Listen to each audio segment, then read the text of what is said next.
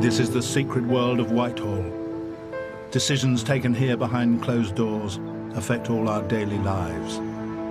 3 great offices of state that deal with money, power and crime dominate Whitehall, and they seek jealously to guard their secrets.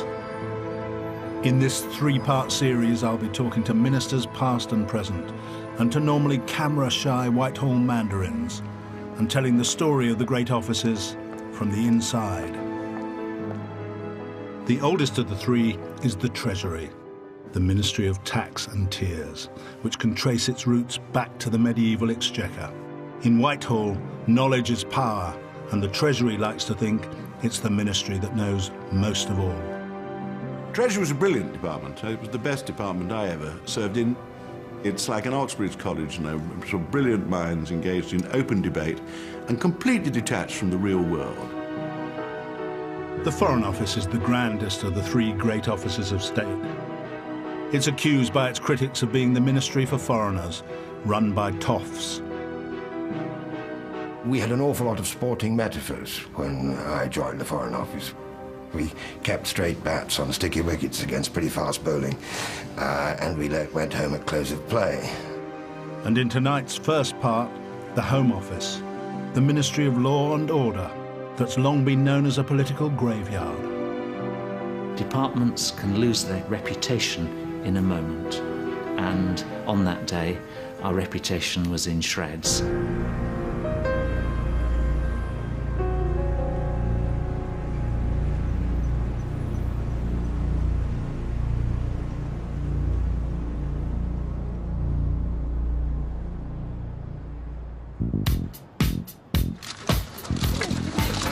Secretary, are you going to resign? Excuse me. Good morning, Mr. Clark. Will you still be Home Secretary tonight? Another one bites the dust, and another one gone, and another one gone. Another one bites the dust, yeah. The Home Office has long been seen as a glittering political coffin. Many recent Home Secretaries have left it feet first.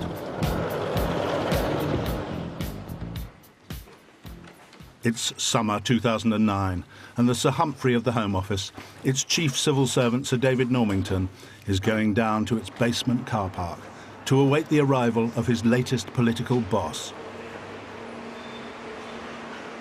The new Home Secretary will be taking over from Jackie Smith, who resigned following the scandal over her parliamentary expenses. Her successor will be the 6th new Labour Home Secretary in 12 years. Welcome, it's really good to see you. Alan Johnson has just come down by train from his constituency in Hull, where Gordon Brown had promoted him by phone from the Health Ministry to the Home Office. Yeah, well, strange kind of journey down from Hull. It's very strange. When I get to King's Cross, I'm going to be taken into custody for about the next few years. I hope a few years. The former postman, Alan Johnson, is the 4th Home Secretary in Sir David Normington's 4 years as the Home Office's chief civil servant. It's not like my usual return. I suggest we just walk round this corner for a minute. By the way, this is the Home Office and this is the atrium. It's in 3 buildings. This is the central bit, and this is called Peel, after Robert Peel. Very good.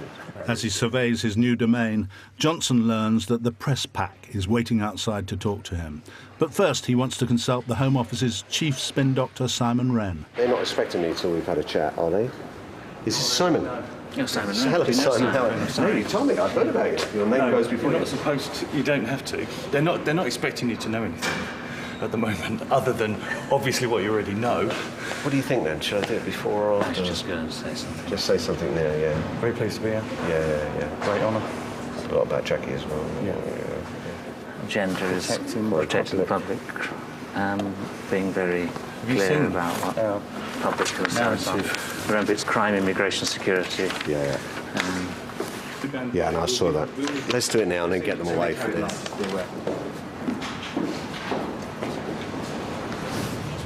So being Home Secretary is a bit of a poison chalice. You must have really wondered whether you wanted to accept this job.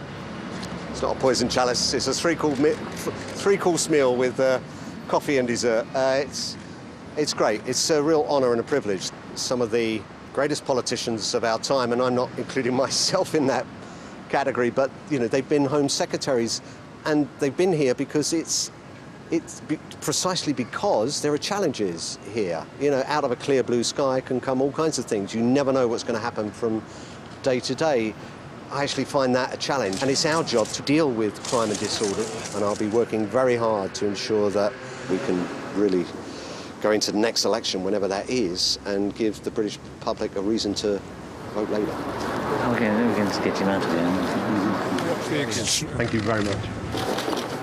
Alan Johnson is now on the front line in what's traditionally been seen as the most politically hazardous job in government. And he's treading in the footsteps of illustrious predecessors. A century ago, at the famous siege of Sydney Street, London police confronted armed criminals from Eastern Europe. The young Home Secretary, Winston Churchill, arrived to take direct personal command of the operation, having summoned the newsreel cameras to film him in action.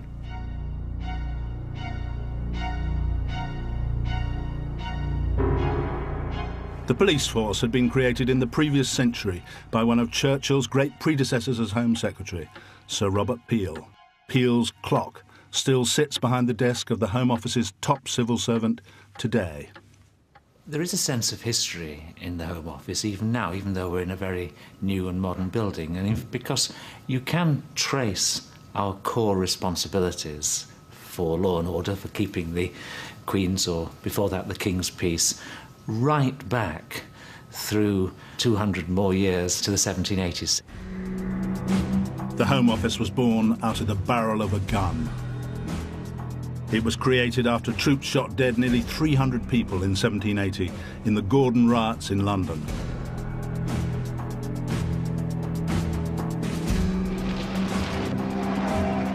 Two centuries on, keeping the Queen's peace and protecting the public remains the Home Office's top priority.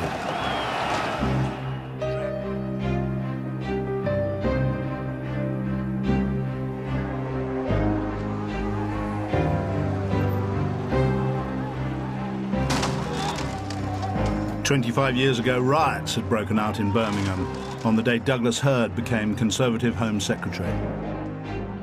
This is the job in which you get to know your own country most closely. You tend to see the bad bits of it.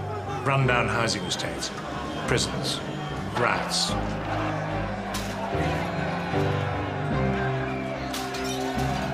Horrors of all kinds.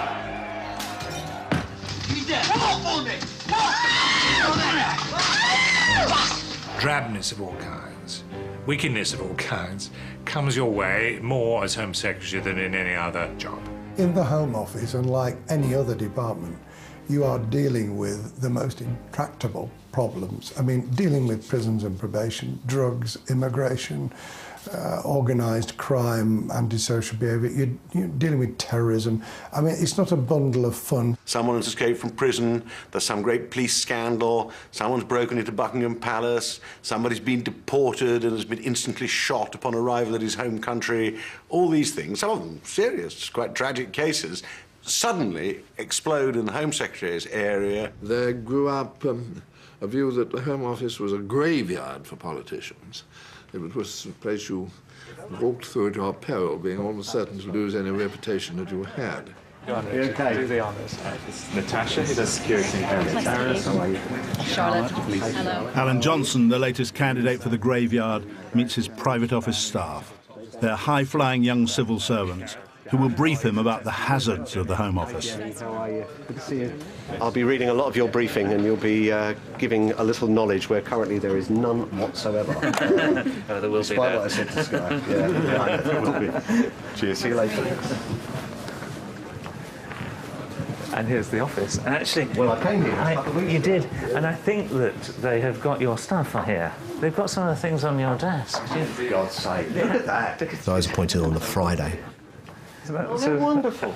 Had some time at the weekend, although not a lot, but sat down with this brief studiously going through as you would boning up for exams or whatever, you know. And you read every word because you want to kind of absorb as much of it as you can. But when you get to like page 50, you'll put a marker in there and think, I'll come back to this. And then you start the job on the Monday and you never get back to it. Because what happens is you're suddenly in the maelstrom. You can walk in here and on day one you can be facing a terrorist problem. So you have to be pretty tough. An attempted car bomb attack which could have caused carnage in London's West End. A Mercedes was loaded with explosives, petrol and nails. 2.5 years ago, an attempted terrorist attack on London came just one day after Britain's first female Home Secretary took office. I got the job on the Thursday, and very early the next morning, my principal private secretary, who I'd literally only just met the day before, rang me up with a slightly sort of apologetic tone in his voice and said, "We've had a report from the police that there is a car that has been found in Haymarket full of explosives." Had a briefing from somebody who I hadn't met previously but who came in and said, "Home Secretary, what I can say to you is that when you see me, it usually means that something bad is happening." A deliberate attempt to drive a car into a packed British airport and blow it up. Glasgow Airport was the scene of the second stage of the coordinated terrorist attack on Britain. It came on Jackie Smith's second full day in office. I don't think any Home Secretary had quite the baptism of fire she had. And I never left her side during that terrorism threat in London and Glasgow. I remember on one occasion as she and I walked again out of number 10 with the world's press taking our photographs, saying, remember she'd been there about, 24 hours at most, she said, "Is it always like this?" It often is. The Home Office moved into new purpose-built headquarters in the late 70s. Its brutalist concrete and glass exterior seemed to reflect the distinctive culture that had grown up among its civil servants. Secretive, defensive, and designed to repel borders. It used to be a real fortress of a department, which resented outsiders and erected fortifications to prevent outsiders knowing what the hell was going on inside the castle. There is a sort of ethos, there is a character about the department where you can still see traces of those fortifications. It was a very high-powered department. I liked the Home Office, but it was also very traditional. Very slow to move, didn't like having its policies changed by its ministers without a great deal of careful consideration and constraint. It was very hierarchical. There's always been a hierarchical system in the Home Office, and always will be, I suspect. Even when ministers had meetings with officials, there was always a sort of practice that officials walked into the minister's room in order of seniority. I, when I was Permanent Secretary, was able to push people in ahead of me. Sir Brian Cubban was the Home Office's top Mandarin for nearly 10 years, in which time he served 4 different Home Secretaries. Over the past 2 centuries, there have been more than 80 Home Secretaries, but only 25 permanent secretaries. Yet it's the Home Secretaries whose photos are placed on the walls of the Home Office by its civil servants. I have noted the way in which they put the photographs of their Secretary of State in a prominent place around ministers. Now, you know, I've joked with senior civil servants that effectively that is about saying, you know, it's not about celebrating their Secretary of State, it's about saying, look at all of these Home Secretaries that we've got through and we're still here. Relations between successive Home Secretaries and their permanent officials are key to understanding how the Home Office operates. While some ministers and mandarins have got on well, others have been at daggers drawn over who was really in charge of running the department. It's extraordinary to think back that, say, in the mid-60s, you could have a position in which the only person pretty well in the whole department who was allowed to put notes to the Home Secretary was one individual, the Permanent Secretary. In the mid-60s, Sir Charles Cunningham had been Permanent Secretary for nearly a decade when a youthful Roy Jenkins became Home Secretary. The department had the reputation of being a closed society where policies would continue unchanged, whoever was Home Secretary. It was a sombre department, almost in a sense a dark department. In the Home Secretary's room, there was a little alcove in which there was a board, which everybody awaiting execution was moved up day by day. And, of course, the prerogative of mercy rested personally upon the Home Secretary, advised by his officials, and that did have a considerable effect. Jenkins replaced the board with a drinks fridge and speeded the abolition of hanging. But his plans to modernise the Home Office came up against his permanent secretary. Sir Charles Cunningham's practice was to run the department himself and use the Home Secretary as his rubber stamp. I was perfectly clear that I had to bust this system. This involved what, on the whole, was the most wearing hours interview I've ever had in my life when I told Cunningham that the system had to go. And what was his reaction? It was not favourable. At one stage in the interview, his eyes filled with tears. And I thought, oh dear, it was the one moment when I almost weakened. Thought I should not reduce this distinguished public servant to a state of such misery towards the end of his career. It was only later I realised that tears were tears of rage and not of sorrow. I suppose the view is that there is a specific culture and ethos within the Home Office, that whoever's Home Secretary, the department will want to continue with the policy which they think over the years yes. I mean, there's inevitable inertia in all institutions. One of my tasks as Home Secretary was to one of my tasks as permanent secretary was to explode occasionally and say, doesn't the office realise that there's been a change of government? Doesn't the office realise there's been a change of Home Secretary?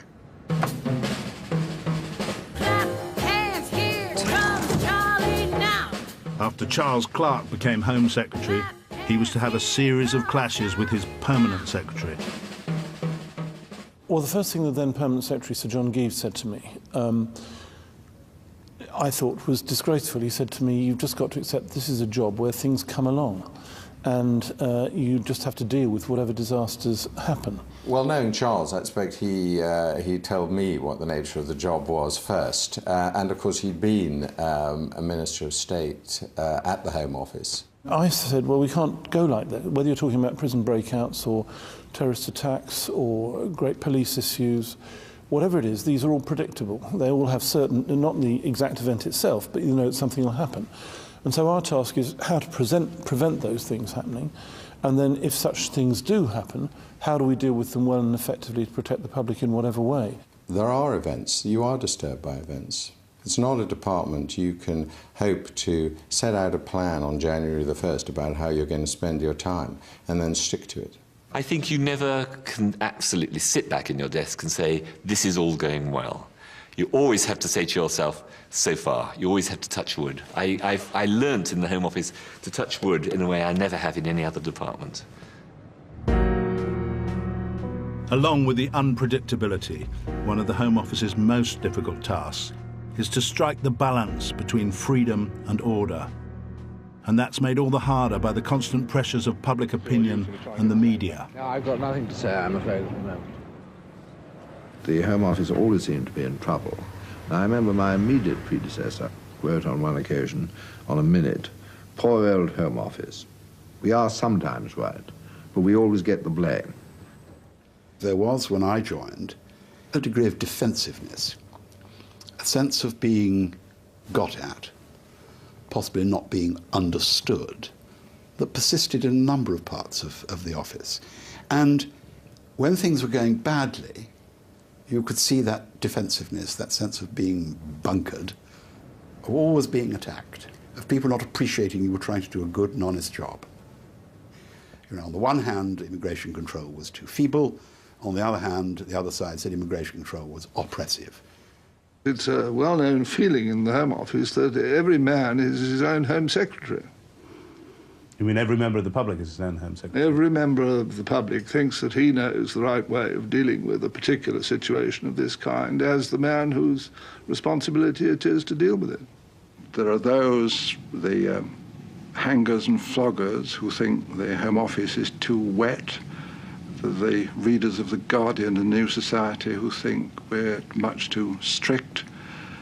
And I wouldn't advise a politician who was looking for instant and universal popularity to choose the Home Secretary.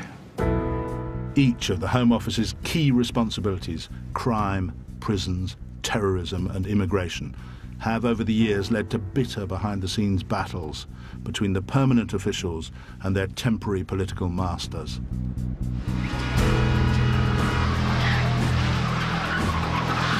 Problem number one is crime and yobbery with violence.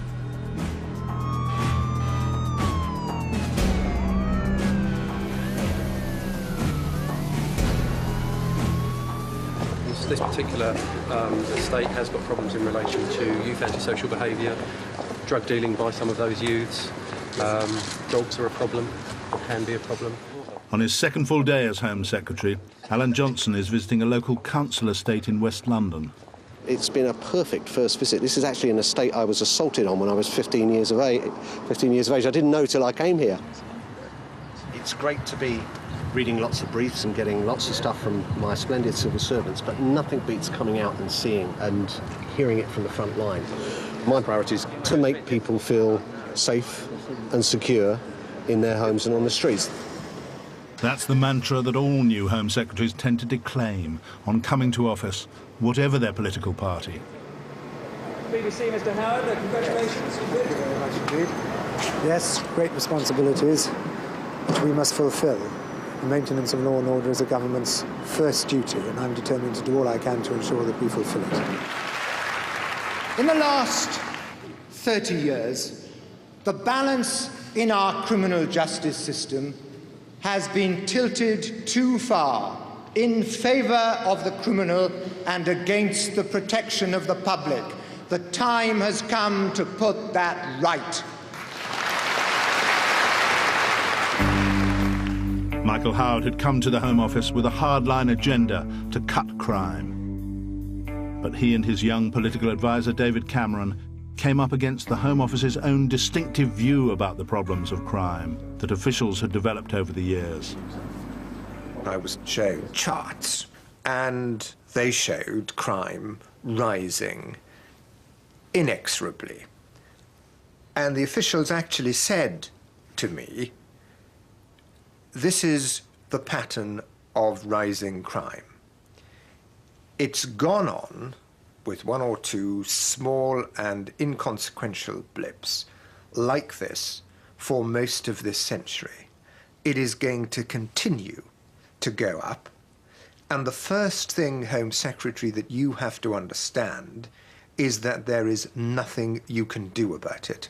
I hate to agree with Michael Howard about this, but he and I shared the view that the Home Office didn't really believe that they could change the world, that they could really make a difference to reducing crime. Tony Blair's most famous soundbite, tough on crime, tough on the causes of crime, had helped him come to power. But he and his Chief of Staff soon discovered the Home Office didn't reflect their view that things could only get better. One of the things that sticks in my mind when we came into office in 1997 was we had a presentation by the Home Office. They came over with slides into the Cabinet room, and they made a presentation with the projected figures for crime, showing them inexorably rising during our years in government. And they said this was a result of the economy improving, and as the economy improved, there'd be more stuff to nick, and therefore there'd be more crime. We were a bit bemused by this, and we said, well, I said, what would happen if the economy turned down and we suffered a recession rather than a growing economy? And they said, oh, well, crime would go up. There'd be more people to nick things. So did you get that sense that the kind of mindset of the Home Office was that rising crime was inevitable? Yes, the Home Office had a clear item of faith, which was that crime would rise inexorably, and there was very little that you could do about it. You had to manage it rather than try to reverse it. If you're in the Home Office, you do have a sense that you are the Department of Law and Order, the Department of Authority, in an age when authority may not be the most fashionable of the roles to play. And I think what they feel is that when they're faced with the growth in crime, this is the sum total of endless other failings which no one Home Secretary has the capacity, however brilliant and however powerful, to tackle. Jack Straw was New Labour's first Home Secretary. What did you discuss with Mr. Blair as your priorities for your new job? I discussed the job of Home Secretary and the importance of making Britain a safer country and one where communities and individuals feel a greater sense of responsibility one to the other. After the mandatory mugshot with the Guardians of Law and Order, the new Home Secretary went straight to the command headquarters of Whitehall's crime-fighting mandarins. I came across to this building, which was the old Home Office, and it was awful in those days. We used to call it the Lubyanka. You mean the KGB prison? Yeah, it was like a sort of prison, and it had little cells off it. And there was a car park, which was windswept and litter-strewn. In those days, you could go up the ministerial lift. You had your own loo, and with a bit of luck, you'd never been contaminated by any other form of human life, except in a meeting, and then go down the lift and leave. The Prime Minister wanted his Home Secretary to take a hard line on crime. But Tony Blair came increasingly to feel that Jack Straw had become a convert to the official Home Office view that nothing could be done to stop the rising crime. I did get irritated with Tony sometimes, and used to say to him, I think you're asking me to push water uphill, aren't you? To counter the Home Office approach, Tony Blair enlisted John Burt, the former BBC Director General, as his blue skies thinker on how to reduce crime. What did you think when Tony Blair appointed John Burt to engage in blue skies thinking about the causes of crime? Not a lot, in truth, and I groaned. I dutifully cooperated with these blue skies and the thinking. And John Burt began life as an engineer, and he's famous for sort of wiring diagrams, technical drawing, I'm sure he was very good at school. So we had loads of wiring diagrams and end-to-end solutions and stuff. What about the John Burt report on crime when it reached you? I'm afraid this is a serious admission, but I remember remarkably little about it, except thinking that we'd study it with great care.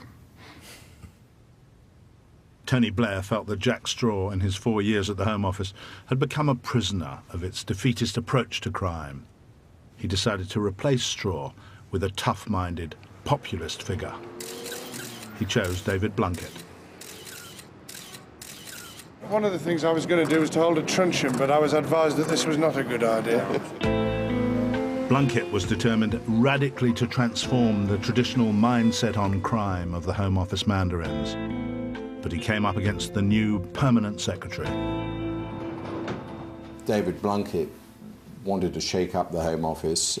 The political agenda, if you like, was to reclaim law and order as a Labour issue and to seize this traditional bit of Tory ground. And it made the Home Office the main political battlefield.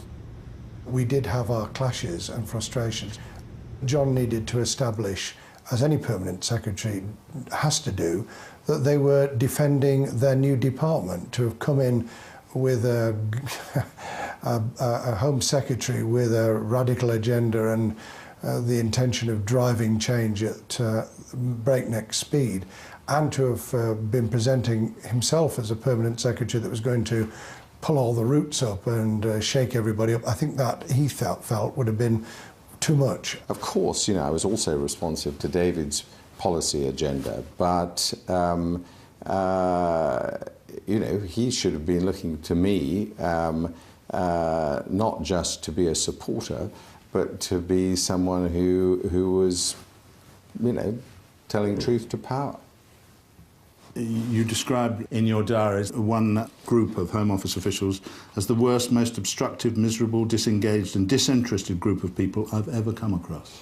Yeah, it was probably a bit harsh to some of the officials, but what really got me was that we needed a can-do attitude. We needed people who said, look, these are difficult decisions.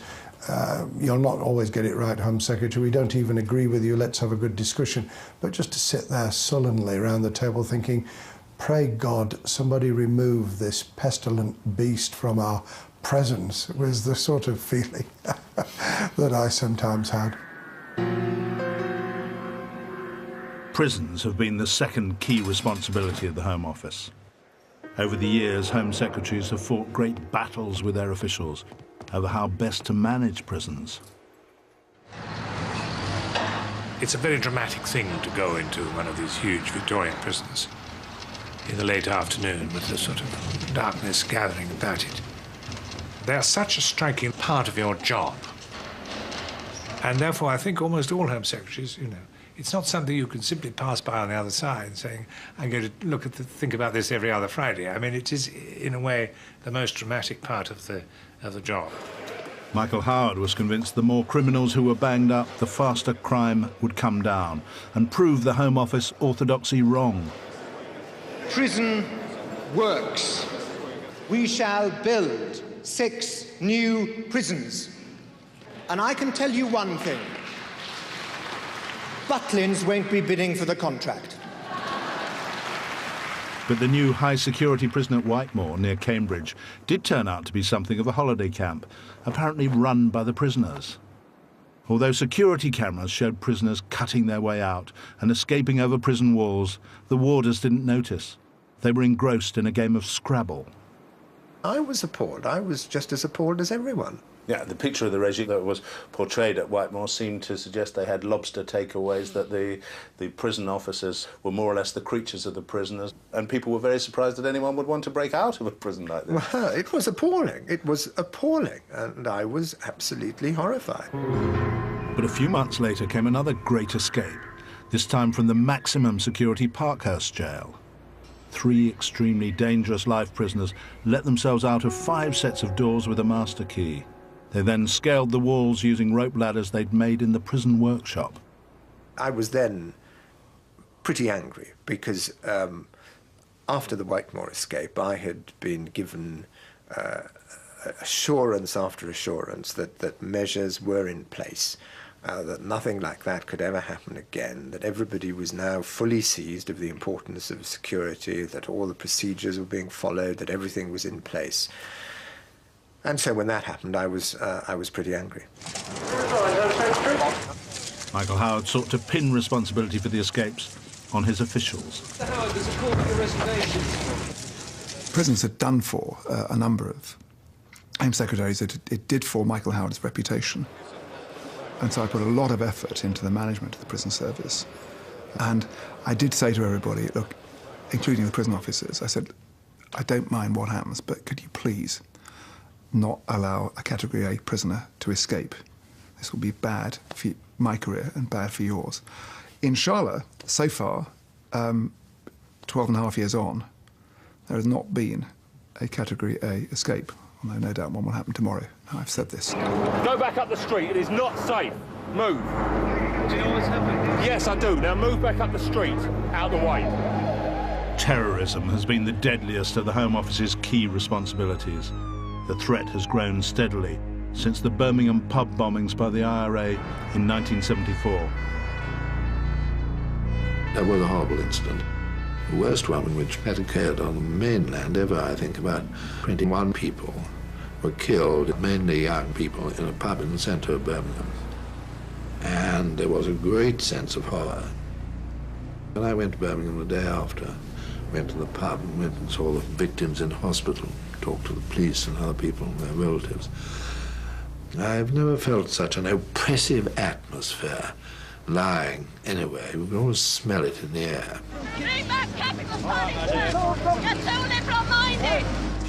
There is a danger of taking decisions, the wrong decisions, under emotional stress of that sort, and under the bombardment of tremendous press publicity. I'm not sure one always gets that right. Better take decisions when you can, in a calmer atmosphere, but you can't always command that.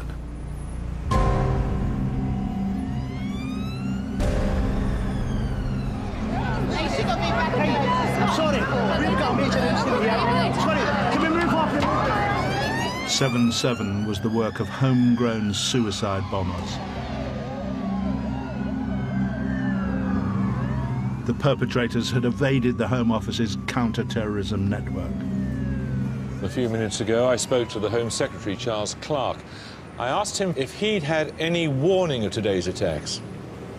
No, it was completely unanticipated in any form whatsoever. Does it indicate a failure of intelligence, do you think? Intelligence is always a matter of trying to establish what we know with limited resources. That is the challenge we face the whole time. The Home Office's key resource in countering terrorism has its headquarters upriver from Westminster at Thames House. MI5, the security service, answers directly to the Home Secretary. But its critics claim MI5 has over the years acted as a secret state within a state. I did not, I'm afraid, form a very high regard for how they discharge their duties. Why did you not have a high regard for how MI5 discharged its duties? Well, I suppose there was slightly naturally a secretive atmosphere, but this meant that they were secretive vis-à-vis the government as well as vis-à-vis what people who might be the enemies of the state, as it were. You mean you, as Home Secretary, didn't necessarily know what MI5 was doing? No, one always had a feeling of a certain lack of frankness. I also think that living one's life in this sort of spy-bound world gives people a slightly distorted view of things. If you're not careful, you'll get into a sort of Alice in Wonderland world in which truth is falsehood and falsehood is truth, and nothing is in real contact with reality. The man who headed MI5 during Jack Straw's whole time as Home Secretary was Stephen Lander. You want to sit there? Lander also served under David Blunkett. Well, Stephen is what's known as a spook. Spooks are spooks. They're in a world which is very different. The security services do a phenomenal job, much better than I'd ever envisaged when I came into office. But it is a world apart by its very nature. Because you said at one stage that Stephen Lander spoke in riddles. He put things in the kind of terms that you get in John le Carré novels, really. And I was reading one or two of them at the time, so I did notice the particular nuances. You always, as with all these spooks, have to know how to read the print that's disappeared between the lines. The most secret documents in the Home Secretary's office are the requests from MI5 for authorization to bug and spy on suspects. But how much do Home Secretaries really know about what MI5 is up to in their name? Merlin Rees was Labour Home Secretary in the late 70s, and I talked to him shortly before he died 4 years ago. I just wonder whether you feel that you knew what MI5 was up to. No. You didn't? No, and neither does any Home Secretary. Well, by definition, you don't know what everyone is doing every minute of the day. So you need to know what you need to know. I did not feel ever let down on that. I think I knew what I needed to know. The late Merlin Rees, when I interviewed him, said that he didn't know what MI5 was up to, and no Home Secretary can. Yes, and that was a different time. And the striking thing at the time when Merlin Rees was Home Secretary between 1976 and 1979 was that there was no statutory base whatsoever for either security service or for the powers that it was using. Absolutely extraordinary. It's all done on a royal warrant or a royal charter which had never been published. So it's unsurprising that, as I know for certain, the security service were tapping people's telephones in circumstances where you'd never get an authorization today. You may say I'm deluded or deluding myself, but I certainly never felt and don't now feel that there was a process going on to pull the wool over my eyes in any respect. But as I say, you may say naive fool, but the conspiracy theorists are all out there in various ways, but I certainly felt MI5 and its leadership was absolutely ready to help and respond in any way. Of all the battlegrounds between ministers and mandarins, immigration is the one that has proved politically fatal. The growth of immigration, both legal and illegal, has starkly revealed the inadequacies of the Home Office bureaucracy. Asylum claims swamped the department's old-fashioned systems, and massive backlogs built up.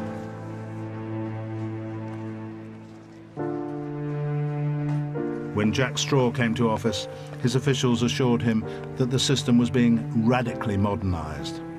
The Home Office said we've established this new all-singing, all-dancing IT system for processing asylum claims, and it will be fully working by November 1998. Anyway, And come November 1998, far from being fully working, this system had completely collapsed, and with it the whole of the asylum system. And we had 100,000 cases piled up in manual files that were supposed to have been disposed of, and everything was supposed to have been scanned in, and it was one of the many things that happened to me as Home Secretary. It nearly wrecked my career. But I kept saying to them, this was your idea. Good evening. More illegal immigrants are tonight attempting to enter the Channel Tunnel in Calais and make their way to Britain. The spiralling growth of illegal immigration became a major political problem for the Home Office and for Number 10. Tony Blair and David Blunkett championed high-tech measures to identify bogus asylum seekers. And Blair himself stepped up the pressure on the Home Office by pledging to slash the annual number of asylum claimants coming to Britain. 92,000 roughly the last year for which published figures are available. What would you like to see it reduced to? I would like to see us reduce it by 30 or 40% in the next few months, and I think by September of this year we should have it halved. When Blunkett, who hadn't been consulted, heard Blair's pledge to halve the number of asylum claims within months, he was furious. Firstly, I phoned him and he apologised. Secondly, I said, you can make it an aim, but you can't make it an absolute imperative because there are so many other factors. I can't control the judiciary and their decisions, or the way lawyers were playing the system, appeal after appeal. With the problems of illegal immigration taking their toll on Blunkett, his private life now became entangled in official business. And as he went into the rundown Home Office in Queen Anne's Gate, he felt that even the building itself was turning against him. I went in first thing in the morning to the Home Office. The building was creaking, it was beginning to fall apart. A kind of metaphor, really, and I went up to the upstairs toilets and I walked in, and I was very quick on the uptaking, realising there was something amiss here. And I was very glad I did, because I called in one of the private secretaries who declared with an entirely straight face that the sewage system had obviously gone into reverse, and the what's-it was now in the wash basin and the bath area rather than down the toilet. And I thought, well, that just about sums it all up. Within the past few minutes, the Home Secretary, David Blunkett, has resigned.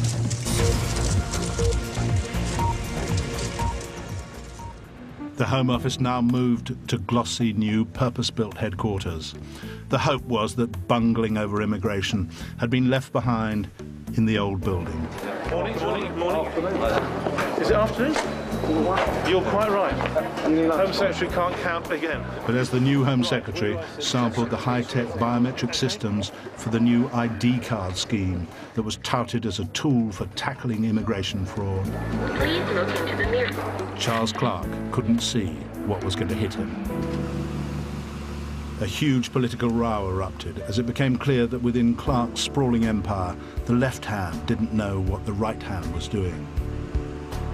The prison service had released more than 1,000 foreign criminals without the immigration service considering them for deportation, as it should have done.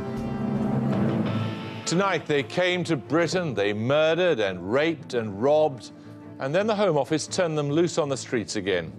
They should have been considered for deportation, instead of which they might be living next door. It happened on his watch. Is it time for Charles Clark to do the decent thing? Well, it's a sad state of affairs. What happened was there were faxes and communications to the Immigration Service to consider them for deportation, which didn't get responded to, and it wasn't dealt with properly, was essentially what happened. But how did that happen? Why did that happen? Because the communication system between the Immigration Service and the prison service was not as it needed to be.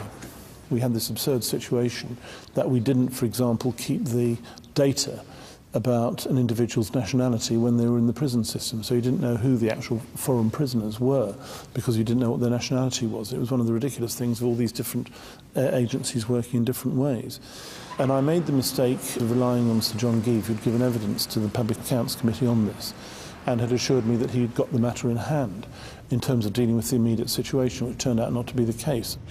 We've got an arrangement now where the prisons notify the Immigration Service when there is 12 months or so to run on the sentence, so that we can sort out the documentation problems and so on. And the Why did he say that if he said it was being properly addressed and you don't think it... You'd have to ask him. Well, obviously, I regretted that that we'd sent some information to the Select Committee, which we then had to revise. And obviously, you know, it'd be good to have dealt with 1,000 cases better over 6 years, actually, before I was there as well as when I was there. You know, but he obviously had doubts about me, and I about him. You about him? Why? Well, I'm not going to say any more than that. In fact, I'm scarcely going to say any more. I'm due to be at lunch in Baker Street. John Geeve left the Home Office, and a new permanent secretary arrived to try and handle a full-blown crisis of confidence. There wasn't time to sleep, really. It was a constant drama, a constant sense of things coming at you, a constant problem of taking a grip on what the facts were, because there was an insatiable demand for more and more information. And of course, it's the case that when you're dealing with prisoners and people who've been released from prison, that they're not lining up to be counted. They're actually trying to disappear and evade you. Morning, Home Secretary. How many of the foreign criminals have you found?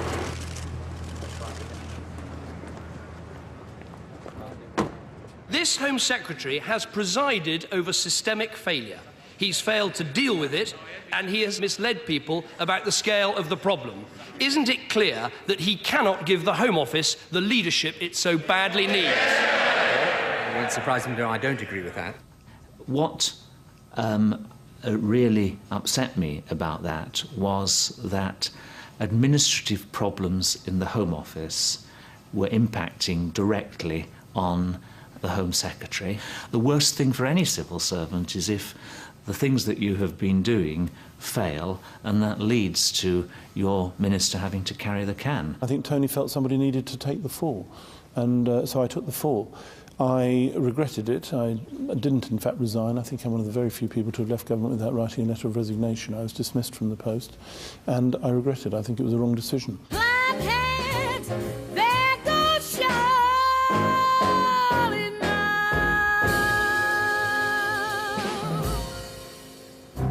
Clark's successor, Dr. John Reed, was determined to perform major invasive surgery on the Home Office. John Reed came in like a whirlwind, and of course he was put here to steady the ship and to take a grip, and he certainly did do that. When I went in, I talked to all of the directors and the permanent secretary, and I'm putting this crudely, but I more or less said, bring me out all of your problems, all of your skeletons, all of the terrible bodies you've been hiding, because it's obvious there are problems in the department. What Reed learnt shocked him. He discovered that although the public had been told there were only 20,000 outstanding asylum cases, Immigration, we've got huge backlogs. the true number of cases still being dealt with was far higher. Well, ask the simple question, how many have been started and are not finished? Is it 50,000 still? No more. Is it 100,000? No, slightly more. And eventually, after question, I found out it was 457,000 was sitting here. So what appeared to be a massive reduction is actually just opening a file and adding it here. Now, so nearly 500,000 unfinished asylum cases. Yeah, and I put that in the public domain. And if I might introduce myself, John Reed, I've been in post 2 weeks, going on 2 years, it seems. With his permanent secretary, David Normington, sitting beside him, Dr. Reed gave his diagnosis of the Home Office's ills to a common select committee. In the wake of the problems of mass migration that we have been facing, our system is not fit for purpose. It is inadequate in terms of its scope. It is inadequate in terms of its information technology, leadership, management, systems and processes. The analysis he gave to the Select Committee that day, I completely agreed with. I wish he hadn't used the not fit for purpose word, because, of course, that then became the label that attached to the Home Office for the next several years, and to some extent still does. When we run into heavy weather, people always remember that phrase. And what did it do to morale in this place? Because the reports that I had was that people felt very hurt as a result of him saying that. Yes, well, morale was low because of what we had been through over several weeks. The previous Home Secretary had lost his job. That was the result of something that we had done wrong. That was not great for morale. We're here to serve our Home Secretaries, not to cause problems for them. And then, of course, later, yes, when John Reid used the not fit for purpose phrase, that affected morale as well. Departments can lose their reputation in a moment, and on that day, our reputation was absolutely in shreds. With the support of Tony Blair, Reid decided on the biggest shake-up in the Home Office's history. It would no longer be responsible for both crime and punishment. There would now be two ministries on continental lines. Criminal justice, prisons and probation would be handed over to the newly created Ministry of Justice. And the Home Office would now be effectively the Ministry of the Interior, concentrating its efforts and resources on crime, immigration and counter-terrorism. That change in 2007 was very much driven by John Reid. He and I argued a bit about it in a friendly fashion, but he was very clear that one of the problems we had here was we were not able in the Home Office to give enough attention to tackling counter-terrorism because of all the other things that we were trying to do. And he had a very clear view that we should shed some things. I would have preferred the Home Office to stay as it was. I made my representations at the time. I argued for what I thought ought to happen, and then the decision was taken. And as a civil servant, I have to accept that. Others have to account for the decision that was taken. I believe very, very strongly that there should be at least one minister at cabinet level, one Secretary of State, who got up every morning and thought, my main task today is the safety and security of the people of this country. And the Home Secretary can now do that. You were the first Home Secretary with the changes in terms of the Ministry of Justice having been created. Would you like to have been Home Secretary with the whole vast rambling Home Office that there was? No.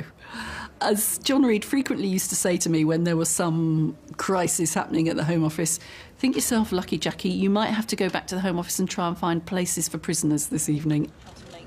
Jackie Smith was determined to show that the Home Office was transformed. It's some of the most sensitive information held by the Home Office. Police intelligence on repeat offenders and the personal details of all prisoners in England and Wales have gone missing. The Home Secretary, Jackie Smith, has launched an inquiry after... Not good news for the attempted shiny new image of the Home Office. I was furious.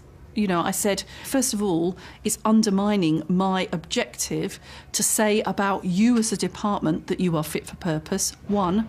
And secondly, it's undermining our ability to be able to deliver the policy objectives that we've got. And incidentally, that was a view shared by the Permanent Secretary as well, who was equally furious. But, you know, I was the public face of the Home Office. I was the one who had to answer about that. Jackie Smith resigned following her parliamentary expenses scandal. It's a Home Office tradition that they hang their Home Secretary once they leave office. Jackie Smith joins the ranks of those who've served and sometimes failed to come up to the demands, both personal and political, of the most perilous of Whitehall offices. Alan Johnson became the 6th Labour Home Secretary in 12 years. Thank you very much for joining us. We don't have a lot of traditions in this building, but we've had one or two Home Secretaries here, and it is a bit of a tradition that as they arrive, and we ask them just to say some things to us in this atrium. Thank you. Thank you very much, David. Look, the first thing I want to say is how delighted I am to be here. I asked if I could have a quite intimate word with the staff, so this is I mean, all this rubbish you hear about poisoned chalices, this is the most wonderful chalice I have ever seen, and I couldn't be more delighted to be the new Home Secretary. I am a huge admirer of the British Civil Service, and we can have our internal discussions about what happens, but I'm the public face of this department, and I intend to take the rap when things go wrong and take all the credit obviously, when things go right. I am a politician after all. Thank you very much.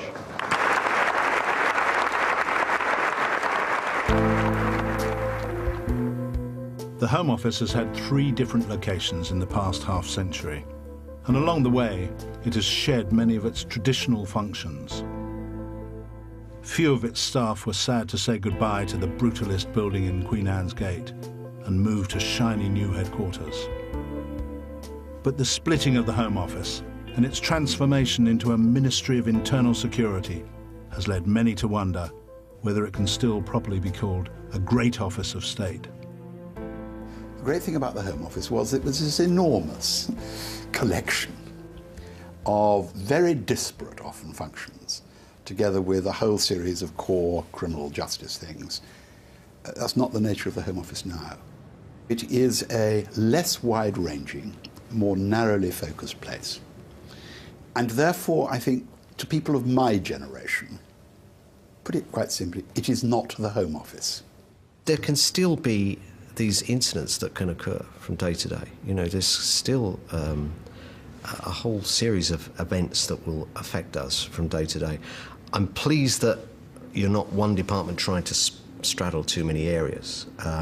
But I think actually the nature of this job, the kind of edginess of the Home Office, is what makes it a really satisfying political challenge. Well, I think it's leaner and it's more manageable, but I don't think it necessarily has the same clout that it had. One of the tasks of the Home Secretary, certainly when I was there, was to ensure that number 10 or number 11 Downing Street, Prime Minister or Treasury, didn't simply push you about, because it's very important in terms of the balance of power in government that the Home Secretary and Foreign Secretary are able to counterbalance the power of the Prime Minister and the Chancellor. I think the Home Office, because of its traditions, its history, the fact that it is responsible for the basics of the state, law and order, the border, countering terrorism, protecting the public, will always be a very important department. Whether it's a great department of state, I'll leave others to judge. I mean, do you think it is still one of the great departments of state? Yeah, well, I would say that now I'm in it, yeah. Well, it better stay one of the great departments of state, because I've just reached it. In the second part of this series, the Foreign Office. I'll be telling the inside story of its battles with number 10 and between Foreign Office mandarins and ministers. The Foreign Office regards the arrival of each new minister like an oyster regards the arrival of a grain of sand, the intrusion of an irritant with a very low statistical probability of ever producing a pearl. Mrs. Thatcher, she didn't like the Foreign Office at all. Famously, she said, we have a Department of Agriculture to look after farmers, we have a Department of Defence to look after the soldiers, and we've got the Foreign Office to look after the foreigners. That's Palace of Dreams, Part 2 of the Great Offices of State, next time.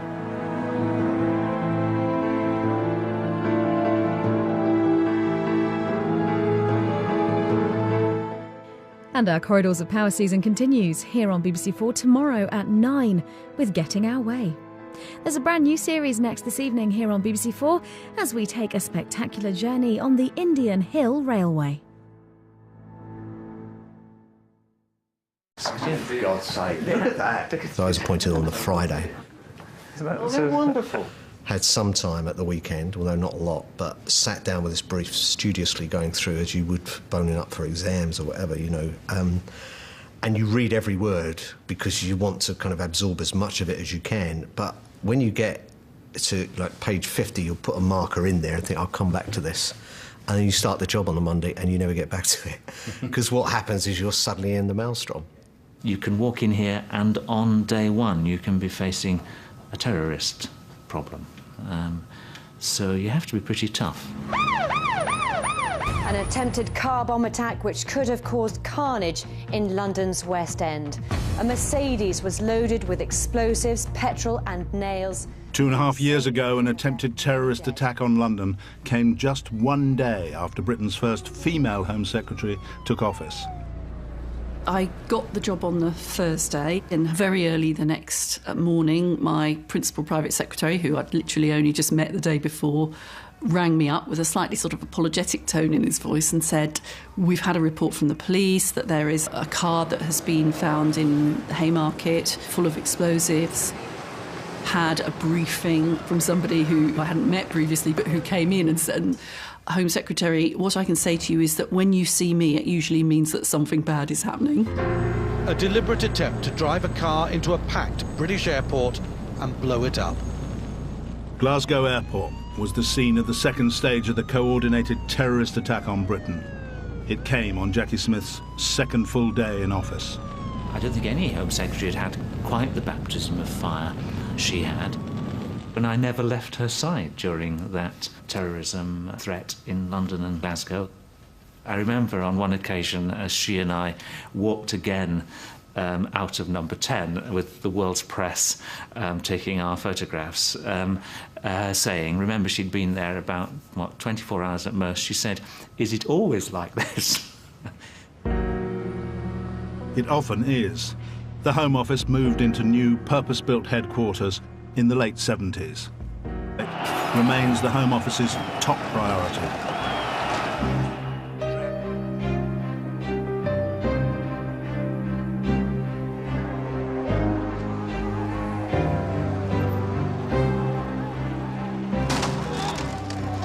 "25 years ago, riots had broken out in Birmingham on the day Douglas Hurd became Conservative Home Secretary.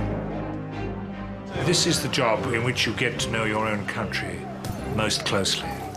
You tend to see the bad bits of it. Run-down housing estates, prisons, rats.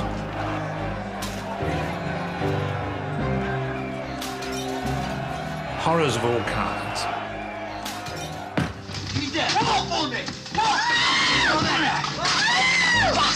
Drabness of all kinds, wickedness of all kinds, comes your way more as Home Secretary than in any other job. In the Home Office, unlike any other department, you are dealing with the most intractable problems. I mean, dealing with prisons and probation, drugs, immigration, organised crime, antisocial behaviour, you're dealing with terrorism. I mean, it's not a bundle of fun. Someone's escaped from prison, there's some great police scandal, someone's broken into Buckingham Palace, somebody's been deported and has been instantly shot upon arrival at his home country. All these things, some of them serious, quite tragic cases, suddenly explode in the Home Secretary's area. There grew up a view that the Home Office was a graveyard for politicians. It was a place you walked through at your peril, being almost certain to lose any reputation that you had. Go on, Richard. Okay. Do the honours. It's Natasha, who does security. Nice to meet you. Charlotte. Hello. Alan Johnson, the latest candidate for the graveyard, meets his private office staff. They're high-flying young civil servants who will brief him about the hazards of the Home Office. How are you? Good to see you. I'll be reading a lot of your briefing and you'll be giving a little knowledge where currently there is none whatsoever. There will Despite be what I said to Sky. Yeah, there will be. Cheers, see you later. And here's the office. And actually, well, I came here. You did, and I think that they have got your stuff here. They've got some of the things on your desk. Do you accept this job? It's not a poison chalice. It's a three-course meal with coffee and dessert. It's great. It's a real honour and a privilege. Some of the greatest politicians of our time, and I'm not including myself in that category, but you know they've been Home Secretaries, and they've been here because it's precisely because there are challenges here. You know, out of a clear blue sky can come all kinds of things. You never know what's going to happen from day to day. I actually find that a challenge, and it's our job to deal with crime and disorder, and I'll be working very hard to ensure that we can really go into the next election, whenever that is, and give the British public a reason to vote Labour. Okay, then we're going to get him out of here. Thank you very much. Alan Johnson is now on the front line in what's traditionally been seen as the most politically hazardous job in government. And he's treading in the footsteps of illustrious predecessors. A century ago, at the famous siege of Sydney Street, London police confronted armed criminals from Eastern Europe. The young Home Secretary, Winston Churchill, arrived to take direct personal command of the operation, having summoned the newsreel cameras to film him in action.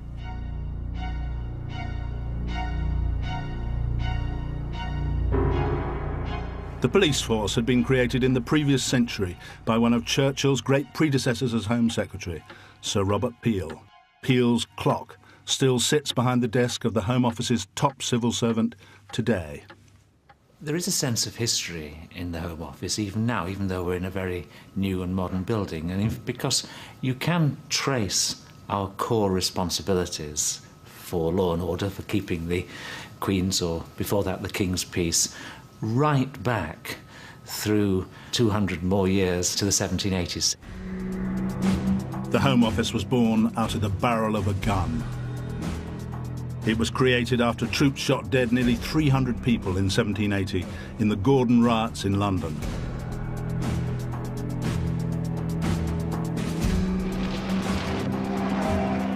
Two centuries on, keeping the Queen's peace and protecting the public. This is the secret world of Whitehall.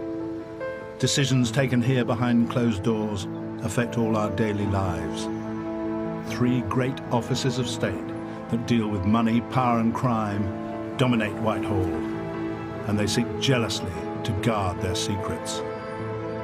In this three-part series, I'll be talking to ministers past and present, and to normally camera-shy Whitehall mandarins, and telling the story of the great offices from the inside. The oldest of the three is the Treasury, the Ministry of Tax and Tears, which can trace its roots back to the medieval exchequer. In Whitehall, knowledge is power, and the Treasury likes to think it's the ministry that knows most of all. Treasury was a brilliant department. It was the best department I ever served in. It's like an Oxbridge College, you know, sort of brilliant minds engaged in open debate and completely detached from the real world. The Foreign Office is the grandest of the three great offices of state. It's accused by its critics of being the Ministry for Foreigners, run by toffs. We had an awful lot of sporting metaphors when I joined the Foreign Office. We kept straight bats on sticky wickets against pretty fast bowling, and we went home at close of play. And in tonight's first part, the Home Office, the Ministry of Law and Order, that's long been known as a political graveyard. Departments can lose their reputation in a moment, and on that day, our reputation was in shreds.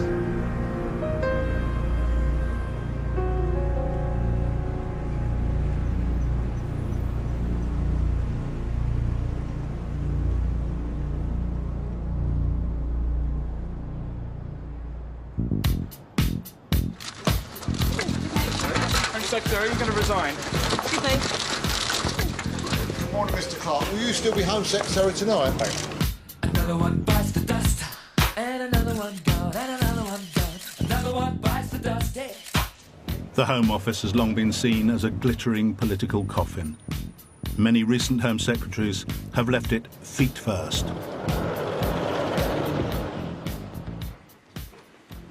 It's summer 2009, and the Sir Humphrey of the Home Office, its chief civil servant Sir David Normington, is going down to its basement car park to await the arrival of his latest political boss. The new Home Secretary will be taking over from Jackie Smith, who resigned following the scandal over her parliamentary expenses. Her successor will be the 6th new Labour Home Secretary in 12 years. Welcome, it's really good to see you. Alan Johnson has just come down by train from his constituency in Hull, where Gordon Brown had promoted him by phone from the Health Ministry to the Home Office. Yeah, well, strange kind of journey down from Hull. It's very strange. When I get to King's Cross, I'm going to be taken into custody for about the next few years. I hope a few years. The former postman, Alan Johnson, is the 4th Home Secretary in Sir David Normington's 4 years as the Home Office's chief civil servant. It's not like my usual return. I suggest we just walk round this corner for a minute. By the way, this is the Home Office and this is the atrium. It's in 3 buildings. This is the central bit and this is called Peel, after Robert Peel. Very good. As he surveys his new domain, Johnson learns that the press pack is waiting outside to talk to him. But first he wants to consult the Home Office's chief spin doctor, Simon Wren. They're not expecting me until we've had a chat, are they? Is this Simon? Yes, Simon. Hello, Simon. How are you? Tell me, I've heard about you. Your name goes before you're not supposed to. You don't have to. They're not expecting you to know anything at the moment, other than obviously what you already know. What do you think then? Should I do it before or after? Just go and say something. Just say something now, yeah. Very pleased to be here. Yeah. Great honour. It's a lot about Jackie as well. Yeah. Gender is protecting the public, being very clear about what public concerns are. Remember, it's crime, immigration, security. Yeah. Yeah, and I saw that. Let's do it now and then get them away from this.